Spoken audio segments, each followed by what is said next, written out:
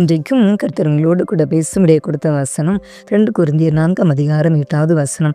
நாங்கள் எப்பக்கத்திலும் நெருக்கப்பட்டும் ஒடுங்கி போவதில்லை, கலக்கம் அடைந்து மனமுறிவு அடைவதில்லை என்று சொல்லி இந்த வசனம் சொல்கிறது.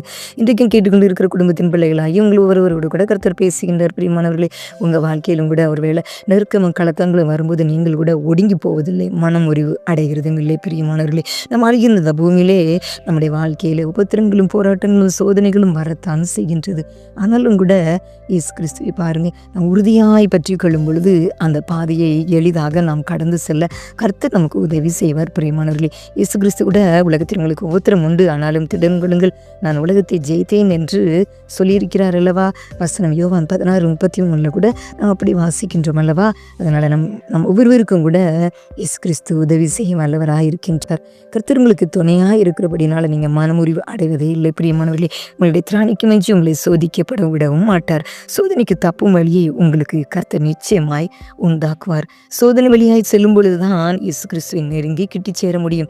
அந்த நெருக்கத்தின் ஊடாய் கஷ்டத்தின் வழியாய் போராட்டத்தின் வழியாய் செல்லும் பொழுது நம் கர்த்தரை நோக்கி பார்க்கும் பொழுது அவருடைய குரல் நமக்கு கேட்கிறதல்லவா? நம் நெருக்கத்தின் பாதையில் ஜெபிக்கும் போது இயேசு கிறிஸ்து தம்முடைய வார்த்தையினால வசனத்தினால நம்மளோடு கூட ஆற்றி தேற்றி தாயை போல தகப்பனை போல ஆற்றுகிறார் அல்லவா? எவ்வளவாய் நம்மளை தேற்றி நான் உனக்கு பலன் தருவேன், பயப்படாதே மகனே மகளே என்று சொல்லி அவர் ஆற்றுகின்றாரே தேற்றுகின்றாரே. பிரியமானவர்களே, அப்படி என்னால் அந்த நெருக்கத்தின் ஊடாய் செல்லும் பொழுது சோதனைகள் போராட்டத்தின் வழியை கர்த்தர் அனுமதிக்கிற அந்த பாதையில் செல்லும் பொழுது அந்த ஊடாய் கர்த்தருடைய வார்த்தை, கர்த்தருடைய தேற்றுகிறவருடைய வசனம் நம்மை பலப்படுத்துகிறது. பிரியமானவர்கள், அவருடைய அன்பை அதிகமாய் நாம் உணர்ந்து கொள்ள செய்கின்றது. பிரியமானவர்களே, இயேசு கிறிஸ்துவை பாருங்கள், பாடுகள் எப்படி அவரை பூரணத்துக்குள்ளாய் கொண்டு சென்றதோ அதே போலதான் பாடுகளும் கிறிஸ்துவின் சாயலிலே நாம் ஒவ்வொருவரையும் மறுரூபமாக்குகின்றது. பிரியமானவர்களே, கர்த்தரிடத்திலிருந்து வருகின்ற சிச்சையும் கூட நம் மீது வைத்திருக்கின்ற அன்பை வெளிப்படுத்துகிறது. பிரியமானவர்களே, வேதம் சொல்கிறது எபிரேயர் 12:6 கர்த்தர் இவனிடத்தில் அன்பு கூறுகின்றாரோ அவனை அவர் சிட்சித்து தாம் சேர்த்துக் கொள்கிற எந்த மகரையும் தண்டிக்கிறார் என்று வாசிக்கிறோம் இல்லையா?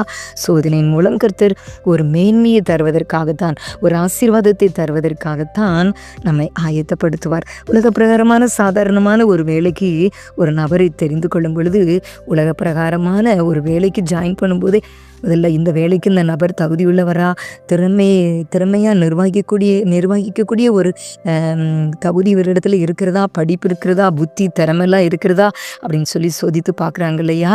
எல்லாமே ஆராய்ந்து பார்த்து தானே வேலைக்கு எடுக்கிறாங்க.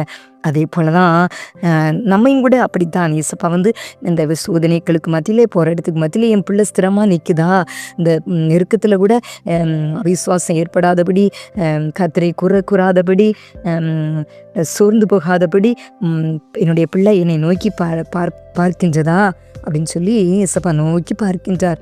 உங்களை நோக்கி பார்க்கின்றார், உங்களை கூர்ந்து கவனிக்கின்றார். முறுமுறுக்கிறீங்களா, சந்தேகப்படுறீங்களா, அவிசுவாசம் கொள்றீங்களா அப்படின்லாம் அந்த சோதனைகளின் ஊடாய் நீங்கள் செல்லும் பொழுது கர்த்தர் அதை சோதித்து பார்க்கின்றார். பிரியமானவர்களே, அப்படி என்னால் யோசிப்பு பாருங்கள், அவர் எவ்வளவு யோசிப்பு சோதனைக்குள்ளும் பாடுகளுக்குள்ளும் சென்றாரோ அவ்வளவு அவருக்கு உயர்வுகள் வந்து கொண்டே இருந்தன.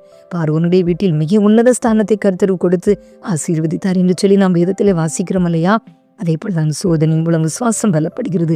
அழிந்து போகிற பொன் அக்கினினால் சோதிக்கப்படும் என்று 1 பேதுரு 1:7 விட வாசிக்கின்றோமே. பிரியமானவர்களே, அழிந்து போகிற பொண்ணுக்கு அத்தனை சோதனைகள் இருக்கும் என்றால் விசுவாசம் அழியாமல் நித்தியமாய் நிலைப்பதற்கு சோதனை மிகவும் அவசியம் அல்லவா? உங்கள் விசுவாசம் கூட சோதிக்கப்பட்டு இயேசு கிறிஸ்து வெளிப்படும் பொழுது உங்களுக்கு புகழ்ச்சியும் கனமும் மகிமை உண்டாக காணப்படும். அப்படிப்பட்ட கிருபைகளை தேவன் உங்களுக்கு தந்தருள்வார், உங்களை ஆசீர்வதிப்பார், பெரிய காரியங்களை உங்களுக்கு செய்வார். அப்படிப்பட்ட கிருபைகளை தேவன் உங்களுக்கு தந்தருள்வாராக. ஆமென்.